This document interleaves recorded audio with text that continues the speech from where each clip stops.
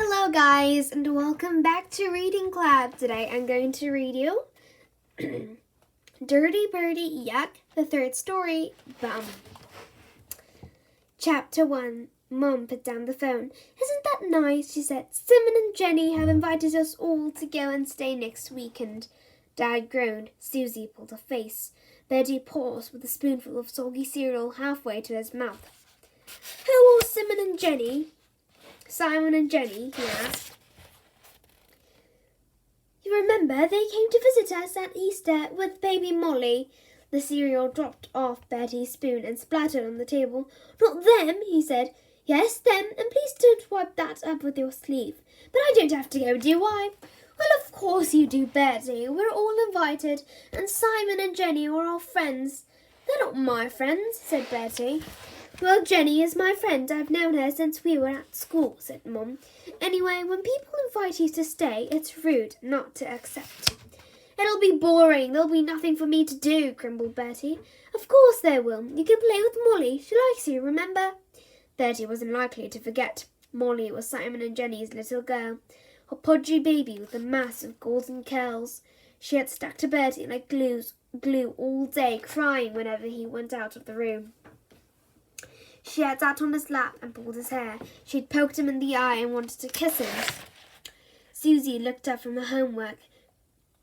Mom, I'm at Nissa's next weekend. We're going riding. I know, so Mum said it'll just be the three of us. Bertie's sister grinned and stuck out her tongue at him. Bertie was speechless. That's not fair! Why does she get out of it when I have to go? Because Susie is busy. It's been arranged for weeks. I'm busy too. You are not, Bertie. I might be doing something important. Like what? Bertie looked around for inspiration. Like staying here to look after Woofer. Someone's got to. I don't mind doing it, offered Dad. I thought of it first, said Bertie. Gran will take care of Woofer, said Mum. We are spending the weekend with Simon and Jenny, and Bertie, I will expect you to be on your best behaviour. Bertie slumped back in his chair miserably. A whole weekend of soppy Simon and drippy Jenny and baby Molly. He dropped a spoon in his bowl and watched it sink beneath a sea of brown goo. Chapter 2. Ding dong! Simon and Jenny threw open the door. Come in, they cried. Jenny had Molly in her arms. Look, Molly, she cooed. Who's this? Come to see you. Who's this? Beep, beep, da, da, da, cried Molly, reaching out her chubby little hands. That's right, it's Bertie, clever girl, nodded Jenny, beaming. Show Bertie what you can do. Jenny set Molly down on the floor. Last time Bertie had seen her, she had been crawling around on all fours. Now she tottered down the hall on her dumpy little legs, looking back to check they were all watching. Walking, goodness, aren't you clever, Molly? Said Mum, clapping her hands.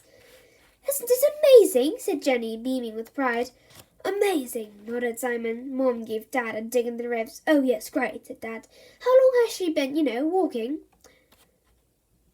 3 weeks, 2 days, replied Simon. I was in the kitchen the day it happened. Molly was sitting just there by the fridge playing with the bricks.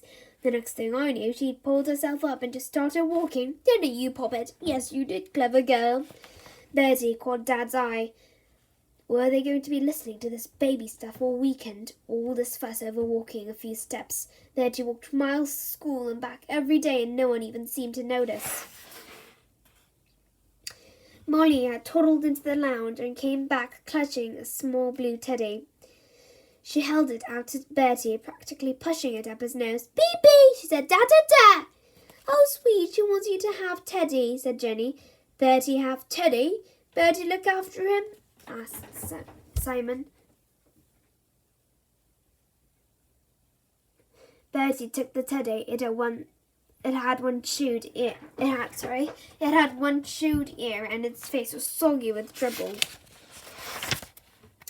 Say thank you, Bertie, prompted Mum. Oh, right, prompted Mum. "Oh, right, thanks," said Bertie, holding the teddy as far away as possible. Molly toddled up to him and hugged him around the waist. "Oh, look," said Mum. "She likes you, Bertie." Molly tilted back her head and presented her lips. Her nose was runny. "Molly, want a kiss? Kiss for Bertie?" said Jenny. There was no escape. Bertie bent down and allowed Molly to plant a big, slobbery kiss on his mouth. It was worse than being licked by Woofer. Molly giggled. She wanted to do it again, and again, and again. It was going to be a long weekend.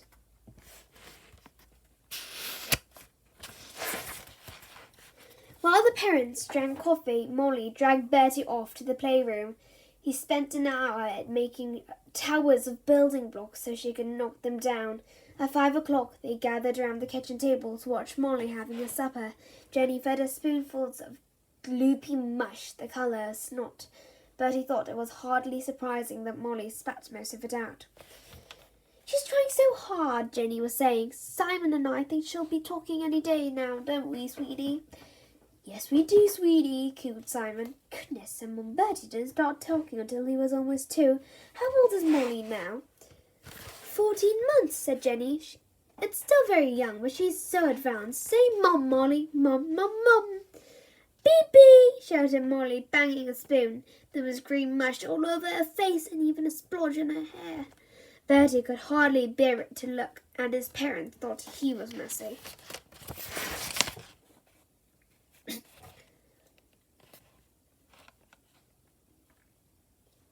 "Molly's little friend Nadia just started talking," Jenny went on. "We see her at Teeny Time Song Group on Fridays, but she is 3 weeks older and not half as clever as Molly, is she, Puppet?" Bertie yawned loudly. "When's supper?" he asked. His mum glared at him. "Bertie, can't you find something to do?" "What?" said Bertie. "Do some colouring or something." "I don't have anything to colour. Can I watch telly?" "Anyway," Jenny went on, "Simon and I have this little bet on what her first word would be. Simon thinks it will be Dad, but I know it's going to be Mum. Isn't it, Molly? Mum, Mum, Mum." "It could be Pooh," said Bertie unexpectedly. "Pardon?" said Jenny faintly. "Pooh," whispered Bertie. "I was just saying her first word. It could be Pooh." "Bertie," said Mum. "What? I'm only saying babies poo all the time." Jenny covered Molly's ear with her hands. "Bertie," she said, "why don't you go next door and see what's on television?" Chapter 3. Bertie spent the night in Molly's room. Her cot had been moved next door into her parents' room to make way for him. Bertie slept on an airbed with a bunny nightlight on the top of the drawers beside him. Molly's room was painted baby pink with a border showing the letters and the alphabet. A mobile hung from the ceiling with fluffy, smiling sheets. Bertie got out of bed. If you wound up the mobile, it played a tinkly version of Baba Black Sheep, and the fluffy sheep went round and round, bobbing up and down gently. He stood on a chair to wind it up to see if he could make the sheep go round faster. The door of the room creaked open. "Beep, beep!" cried a voice behind him. Bertie was so startled that he took a step back and grabbed wildly at the mobile. For a second, his foot hovered in the air. Then he fell back with the tangled sheep on top of him. "Bum!" he said loudly. Molly bent over him. She was wearing a pink bunny sleep suit. "Bum!" she said. Bertie stared at her in horror. "What?" "Bum, bum, bum, bum, bum," sang Molly, stamping her tiny feet. Bertie put her hand over her mouth to stop her. "Shh," she whispered. "Naughty Molly, you mustn't say bum." He took his hand away. "Bum!" repeated Molly, squashing Bertie's nose with a finger and giggling.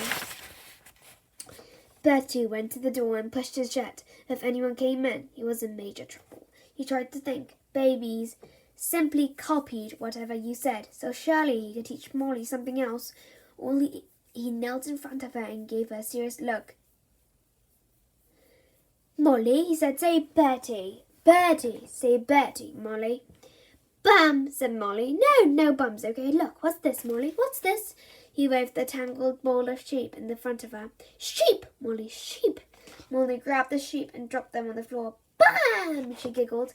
Bertie stared at her. This was a nightmare. If Simon and Jenny found out their daughter's first word was bum, they'd have a fit. They'd probably pass out, Mum would go bananas, and he was bound to get the blame.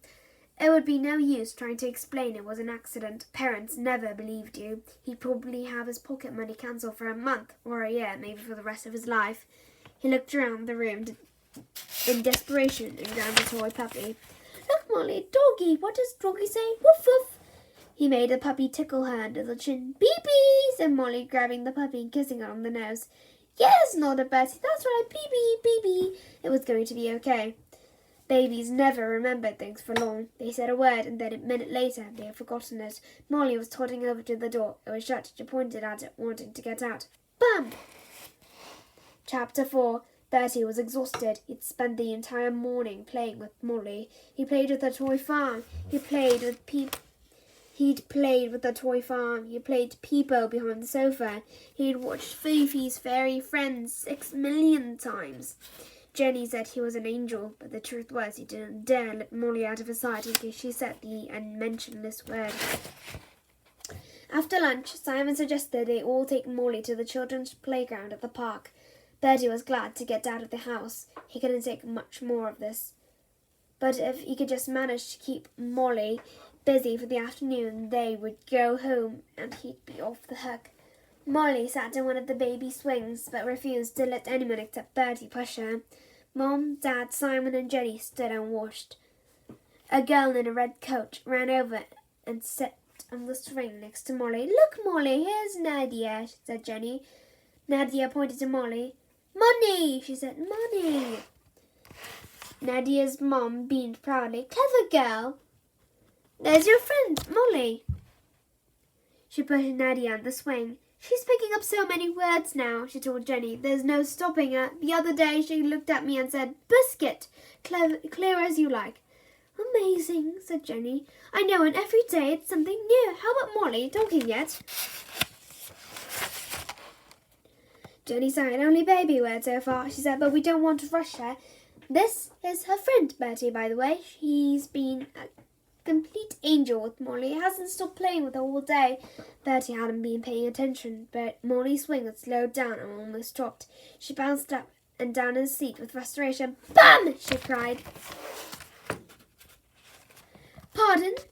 Sweetie, said Jenny. Bam! Said Molly. Bam, bam, bam! Oh dear, said Nadia's mum, trying not to laugh.